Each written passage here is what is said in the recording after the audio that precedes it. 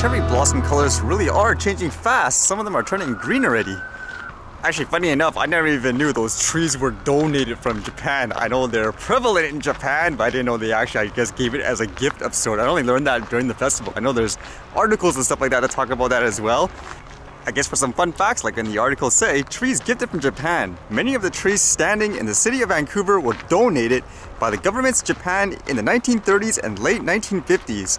Horita said the mayors of Kobe and Yokohama in Japan donated cherry blossom trees in the early 1930s to be planted around the War Memorial in Vancouver's Stanley Park, which is dedicated to the Japanese-Canadian soldiers who fought in the First World War and beyond. In the 1950s, more trees were donated by the Consul General at the time, and those are the trees that you see planted around Vancouver.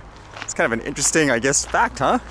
And with that, funny enough, the first thing I read today actually related to Japan. This one says, ANA to start drone delivery service as Japan eases regulations.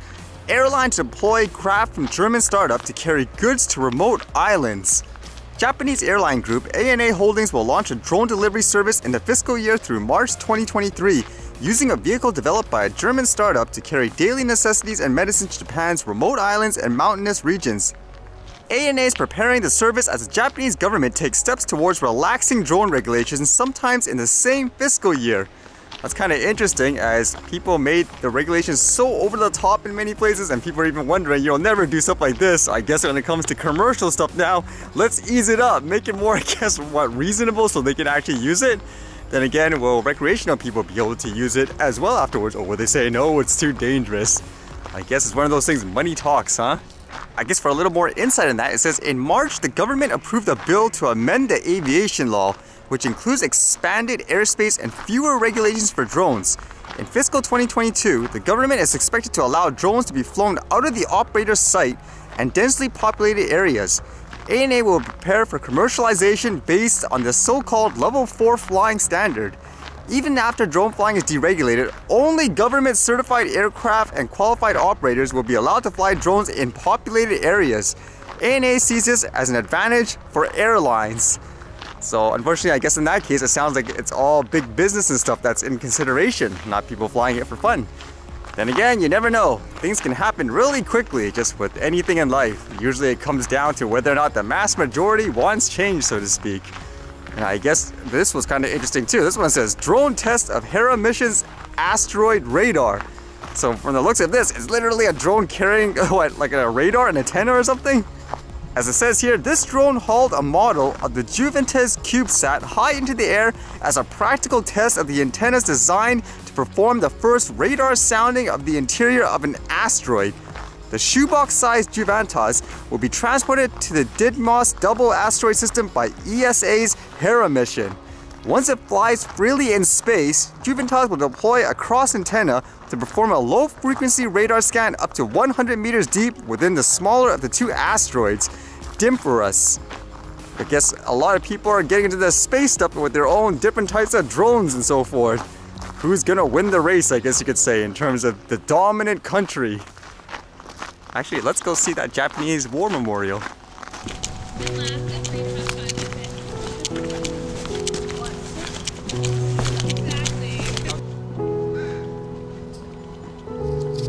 This is it here.